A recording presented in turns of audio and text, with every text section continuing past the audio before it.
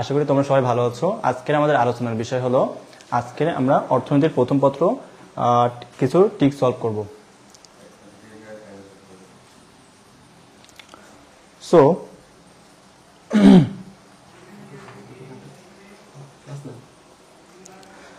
দেখি আমরা প্রথম টিক কি আছে।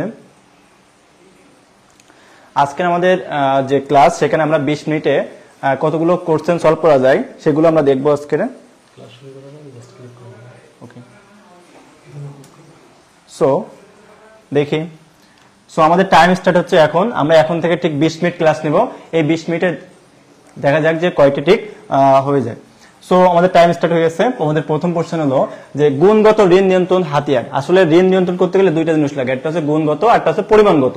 তো গুণগত ঋণ নিয়ন্ত্রণের হাতিয়ার এখানে কোনটি? ব্যাংকের হারের পরিবর্তন, খোলা বাজার নীতি, নগদ জমার হার পরিবর্তন, নাকি ঋণের রেশনিং? কমেন্ট পড়বো। সো তোমরা দ্রুত সময়ের মধ্যে উত্তর বলো যে এটা কি হবে। গুণগত ঋণ নিয়ন্ত্রণের হাতিয়ার কোনটি?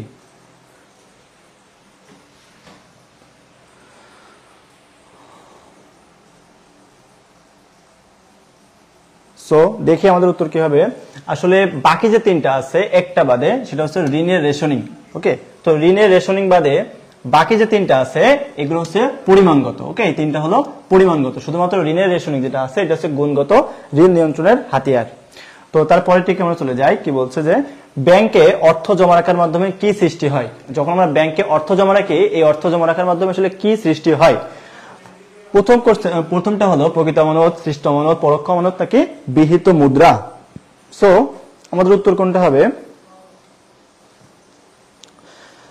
সো দেখি আমাদের উত্তর হবে হলো প্রকৃত আমানত। ওকে, প্রকৃত আমানত কোনটা? আমরা ব্যাংকে মনে করো যে আমাদের হাতে 10,000 টাকা রয়েছে, তো এইটা আমরা যখন ব্যাংকে জমা রাখতে গেলাম এটা হচ্ছে প্রকৃত আমানত। এবং এই 10,000 টাকা যখন কাউকে কোথাও ইনভেস্ট করা হচ্ছে, ওখান থেকে যে লাভ হচ্ছে সেটা হলো সৃষ্ট আমানত। ওকে, এবং এটাকে অনেক সময় পরোক্ষ আমানতও বলা হয়। তো আশা করি তোমরা বুঝতে পারছো।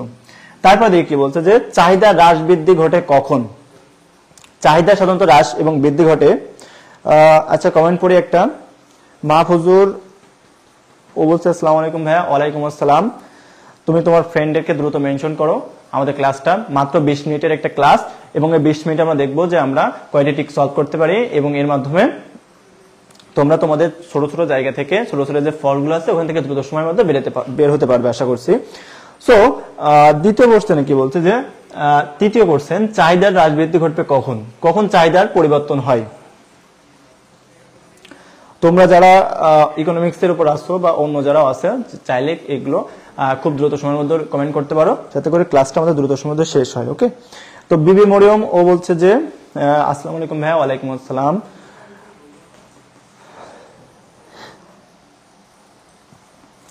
সো দেখি আমাদের এখানে উত্তর কি হবে। চাহিদার হ্রাস এবং বৃদ্ধি ঘটবে যখন আয়ের পরিবর্তন হবে, দামের পরিবর্তন হবে এবং রুচির পরিবর্তন হবে। সবগুলোর সাথে হচ্ছে চাহিদার হ্রাস বৃদ্ধি পরিবর্তন সম্ভব। ওকে, তাহলে এটা মাথায় রাখবা যে চাহিদার হ্রাস বৃদ্ধি তখনই ঘটবে যখন কোন একটা মানুষের আয়ের পরিবর্তন ঘটবে, যখন একটা মানুষের দামের পরিবর্তন ঘটবে, এবং যখন একটা মানুষের চাহিদার পরিবর্তন ঘটবে, রুচির পরিবর্তন ঘটবে সবসময়। ওকে ওকে, রাইসা সাদাত ছাপা, এই যে সাদাত ছাপা এর আগে মনে ক্লাস করছিল। বিবি মরিয়ম ওকে, ও বলছে যে ঘ, সাবাস। সো তোমরা যারা আসলে দ্রুত কমেন্ট করে ফেলো। আচ্ছা, তারপরের কোশ্চেন আমরা দেখি কি বলছে যে ব্যক্তিগত আয় থেকে আয়কর বাদ দিলে কোনটি পাওয়া যায়? ওকে, ব্যক্তিগত আয়কর থেকে আয় বাদ দিলে, সরি, ব্যক্তিগত যে আয় সেখান থেকে আয়কর, আয়কর মানে কি? ট্যাক্স। ওকে, তুমি মনে করো যে 20,000 টাকা ইনকাম করলে, ওখান থেকে তোমার কিছু ট্যাক্স দিতে হবে। তো ট্যাক্স মনে করো যে 500 টাকা, তো 20,000 টাকা থেকে যে 500 টাকা বাদ দিলে 19,500 হচ্ছে। এই 19,500 টাকাকে আসলে কি বলা হয়? এখানে কি কমেন্টে আছে যে মোট জাতীয় আয়, মোট দেশজ আয়, ব্যয়যোগ্য আয়, নাকি নিট জাতীয় আয়? কোনটা হবে? তোমরা যারা আসো একটু দ্রুত সময়ের মধ্যে কমেন্ট করো, কারণ আমাদের হাতে মাত্র 20 মিনিট, অলরেডি 4 মিনিট শেষ। ওকে, সো আমরা দেখি এর উত্তর কি হবে। এর উত্তর হলো ব্যয়যোগ্য আয়। এর উত্তর কি হবে? ব্যয়যোগ্য আয়। ওকে, তাহলে উত্তর হবে কি ব্যয়যোগ্য আয়। তার পরেরটা আমরা দেখি কি বলছে যে পূর্ণ প্রতিযোগিতামূলক বাজারের ক্ষেত্রে কোনটি সঠিক। আমরা জানি যে বাজার দুই প্রকার, একটা হলো পূর্ণ প্রতিযোগিতামূলক বাজার আর একটা হলো অপূর্ণ প্রতিযোগিতামূলক বাজার। ওকে, তো এই দুই জায়গায় আসলে তার মধ্যে পূর্ণ প্রতিযোগিতামূলক বাজার যেটা খুব শর্ট টার্মে আমরা ব্যাখ্যা করি, এই শর্ট টার্মের মধ্যে এখানে বলছে যে কোনটি সঠিক। আবু সাইদ বাবু বলছে আসসালামু আলাইকুম ভাইয়া। ওয়ালাইকুম আসসালাম। রাইসা বলছে যে এম, আসলে কিসের এম রাইসা? একের দুই তিনের একটু স্পেসিফিকলি বলো, কারণ হচ্ছে আমরা অলরেডি অনেক কিছু শেষ করে আসছি। হ্যাঁ, গুড। কানিজ বলছে যে পাশের এ আর সমান সমান এম আর, গুড। এভাবে তুমি উত্তর দাও যে যেটার উত্তর যদি পাশের এ হয় পাশের এ, 6 এর বি হলে 6 এর বি, এভাবে একটু লিখে দাও। ওকে, সাদাত ছাপা এম, ওকে গুড। তারপর দেখি তাইবাত জান্নাত নুহা, ও বলছে আসসালামু আলাইকুম ভাইয়া। ওয়ালাইকুম আসসালাম। তাহলে এর উত্তর কি হবে? সাধারণত যখন পূর্ণ প্রতিযোগিতামূলক বাজার হয়, এই পূর্ণ প্রতিযোগিতামূলক বাজারে যে এ আর রেখা, এম আর রেখা এবং পি, ওকে, এই তিনটা জিনিস একই সমান্তরাল বিন্দুতে থাকে এবং এটা সাধারণত ভূমি যেটা থাকে ভূমির সাথে কি হয়? সমান্তরাল হয়। ওকে, ভূমির সাথে সমান্তরাল হয়। তাহলে এটা কোন জায়গায় হয়? পূর্ণ প্রতিযোগিতামূলক বাজারে, পূর্ণ প্রতিযোগিতামূলক বাজারে। ওকে, পূর্ণ প্রতিযোগিতামূলক বাজারে তাহলে এ আর সমান সমান এম আর হয়। মানসুরা আজিয়া আসসালামু আলাইকুম ভাইয়া। ওয়ালাইকুম আসসালাম। ওকে, বিবি মরিয়ম, গুড। এ আর সমান সমান এম আর। তাহলে আশা করি তোমরা সকলে এই প্রশ্নটা বুঝতে পারছো। তারপর কি বলছে যে ভূমির যোগান, ভূমির যোগান কি হয়? ভূমির যোগান বাড়ে, কমে, সীমাবদ্ধ হয় নাকি অসীম হয়? কোনটা হবে বলো? আচ্ছা, তোমাদের তার আগে আমি বলে দিই যে ভূমির যে যোগানটা আছে সেটা সবসময় এই যে লম্ববক্ষ আছে, লম্ববক্ষের সাথে সমান্তরাল হয়, লম্ববক্ষের সমান্তরাল। তাহলে তোমরা এবার বলো, এবার এটা দেখলেই সবাই পেরে যাবে এটা কি হবে। এটা কি বাড়বে নাকি কমবে নাকি সীমাবদ্ধ হবে নাকি অসীম হবে?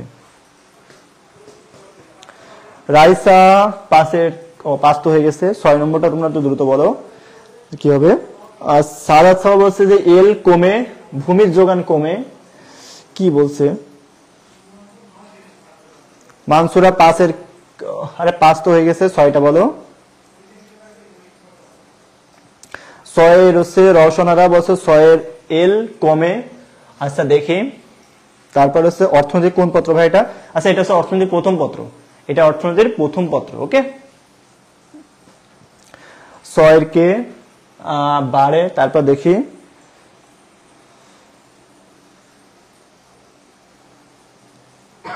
আচ্ছা ঠিক আছে, আমাদের যেহেতু সময় কম আমরা খুব বেশি প্রশ্ন নিতে পারছি না। ওকে, খুব বেশি কমেন্ট আমরা পড়তে পারছি না। তাহলে ভূমির যোগান সব সময় কি হয়? সীমাবদ্ধ হয়। ওকে, ভূমির যোগানটা সব সময়ের জন্য কি হয়? সীমাবদ্ধ হয়। ওকে, ভূমির পরিমাণ যেটা বলবে, ভূমির মূল্য যেটা বলবে সেটা কোনো বাড়ে কমে। ওকে, যেমন যদি তোমার রাস্তার পাশে একটা জমি থাকে তার দাম কিন্তু বাড়ে, আবার ওই একই জমি, ওই মানে একই জমি বলতে ওই একই পরিমাপের জমি যদি এমন এক জায়গায় থাকে যেখানে আসলে রাস্তা নেই, ওই জায়গায় দাঁড়ার করে দেখো ওই জমির দাম অলরেডি কমে। তাহলে ভূমির যে পরিমাণ এটা কিন্তু কম বেশি হয়, কিন্তু ভূমির যে যোগান, অর্থাৎ 1 বিঘা জমি যদি রাস্তার পাশে থাকে সেটা 1 বিঘা জমি, যদি মানে জমির মাঝখানে থাকে বা কোনো এমন এক জায়গায় থাকে যেখানে যাওয়া অসম্ভব সেখানে যদি থাকে সেটা 1 বিঘা। ওকে, তো এই দুইটা জিনিসের মনে রাখবে যে ভূমির যোগান সবসময় সীমাবদ্ধ। তারপর দেখি যে কি বলতে সময়ের ভিত্তিতে বাজার কয় প্রকার। সময়, টাইমের উপর বাজার আসলে কত প্রকার। কখন ক্লাস হবে ভাইয়া?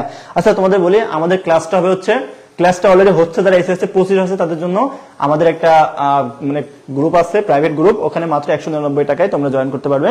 তো সেটা হলো এই যে টেস্ট পেপার সলভ ক্লাস। তো তোমরা এখানে যদি তোমরা এনরোল হও তাহলে তোমরা, আমরা একটু আগে আমাদের ক্লাসগুলো ওখানে দেওয়া থাকে যে কবে কবে কোন ক্লাসগুলো হয়। ওকে, সো মানসুরা রাজা বলছে বাড়ে না, কোনো সময় বাড়ে না।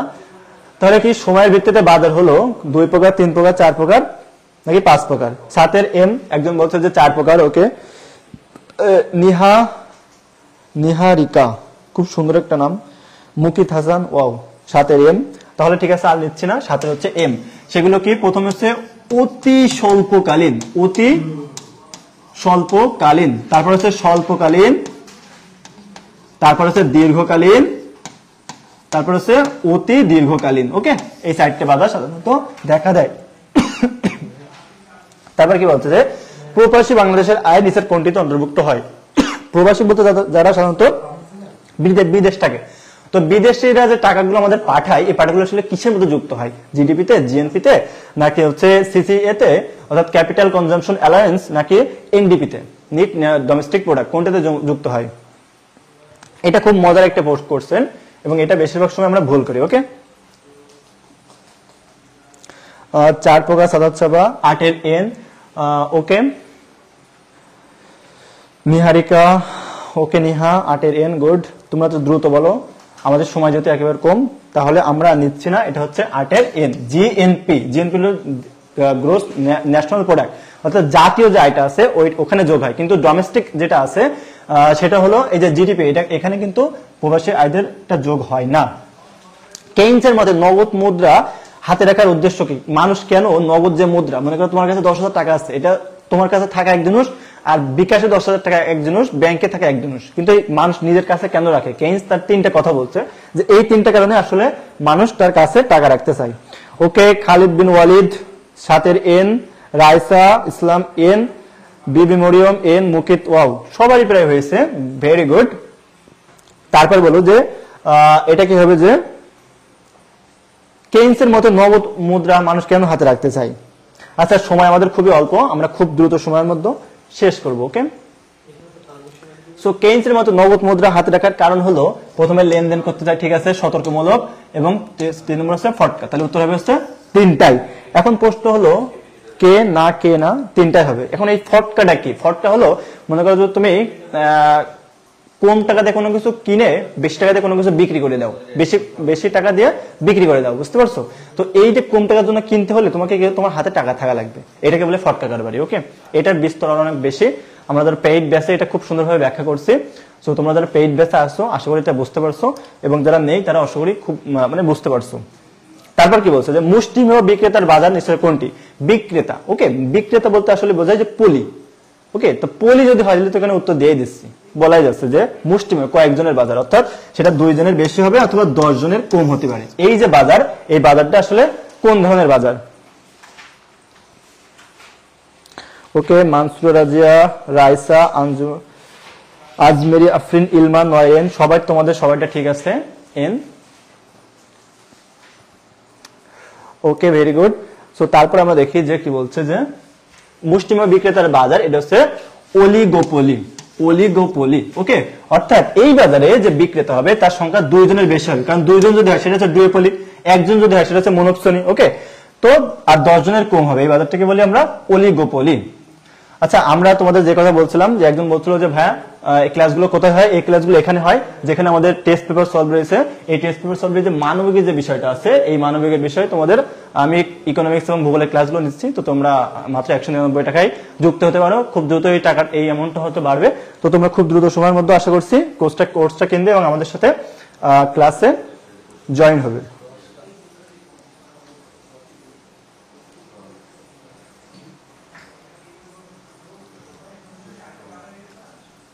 ওকে, তো আশা করি তোমরা বুঝতে পারছো। আজকের ক্লাস এই পর্যন্তই। তোমরা সুস্থ থাকো।